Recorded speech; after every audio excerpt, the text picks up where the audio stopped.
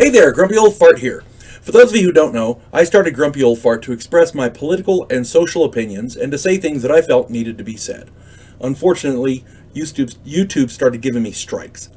As a hedge against this happening, I've created backup YouTube channels, Grumpy Old Gamer and Grumpy Old Ufologist. I also created a channel called Grumpy Old Fart over on Rumble, a free speech alternative to YouTube. You can find all of my stuff there, including my political opinion and current events. The link to my Rumble channel, as well as links to let you order my books, are in the description of this video. If you enjoy my content, please like, subscribe, share, and comment. I welcome your comments, even if you disagree with me. Now, on with the video. Hey there, Grumpy Old Fart here. I'm doing an Outlaw Trails story titled Red Rock. Fair warning, I'm still getting over my cold, so if my voice sounds scratchy or if I break out into a cough, bear with me. I'm getting over it. It takes me a while. This is my annual cold. After the Range War, the title of the video was Range War. After the Range War, the four of us went separate ways. We're still playing under Bill, by the way. In reality, our work schedules changed, so we had to run separately. And it happens in games, you know. Earl and I stayed together and headed into New Mexico territory. The year was 1868, and we reached the fictional town of Red Rock. Excuse me. We entered the cantina and sat down for a drink and a meal. Turns out, the local sheriff and his posse was extorting protection money from the local businesses. The quote-unquote lawmen were barely leaving them enough to stay afloat, and they were using violence and murder to make their point.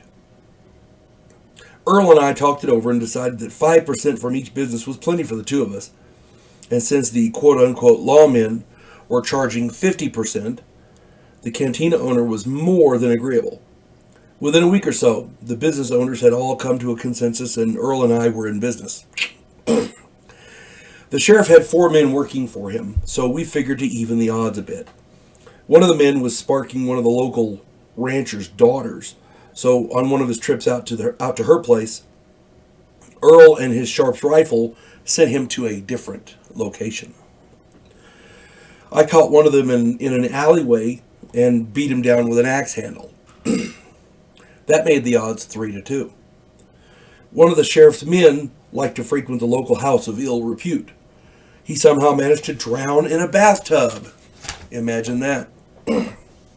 By now, of course, the sheriff knew something was going on, and he reasoned out that Earl and I were behind it because we were the new people in town. He also figured that the odds were even at 2-2. He didn't like those odds. He first offered to let us join his posse. We declined. Then he tried to poison us with bad whiskey. Earl became very ill and couldn't walk, but we both survived. Finally, he forced a showdown. Me versus the two of them. What he didn't know was that while Earl was recovering, he couldn't walk.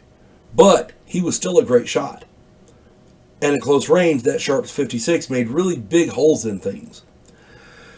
As it turns out, I walked out into the street with my pistol on my belt, my Henry rifle, and a scattergun. The two of them stood 50 yards away and tried to goad me into coming closer so that their pistols would be more accurate. That last deputy there, his head exploded and he dropped dead. The sheriff lost control of his bodily fluids and jumped on the nearest horse. As he rode out of town, Earl shot him from the saddle.